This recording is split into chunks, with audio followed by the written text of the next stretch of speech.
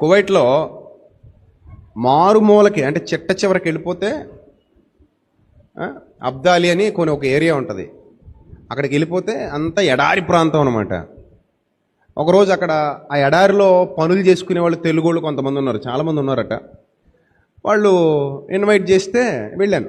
పాపం వాళ్ళకి బాగా ఎక్కడో ఉంటారు, సిటీకి చాలా దూరం అనమాట వాళ్ళు ఉండేది, బాగా దూరం. ఇంకా దూరం అంటే ఇంకంత ఇసుక తప్ప ఏం ఉండదు. ఇంకా అక్కడ అంతా ఇసుక మేటలు వేసేసి ఎడారి ప్రాంతం అంతా కూడా అక్కడ ఎక్కడో డేరాల్లో అక్కడొకరు ఉంటుంటారు.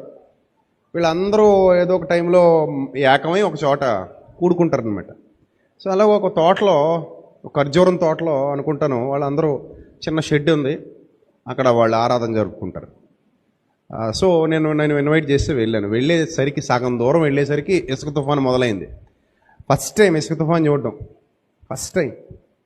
గాల్లోంచి చినుకులు పడినట్టు ఇసుక పడుద్ది, మొత్తం కప్పేస్తుంది, కారుని కొడుతుంది, టక్క టక్క టక్క టక్క ఇసుక రేణువులు వచ్చి కొడుతున్నాయి, ఆకాశం అంతా ఇసుక కమ్మేసి ఉంది.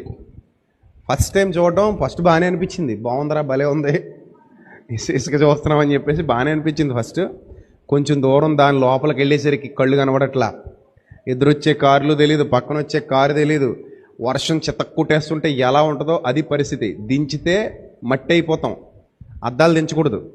సో అలా వెళ్తున్నాం కారులో, ఇంక రోడ్డు కనబడట్లా, అస్సలు కనబడట్లా.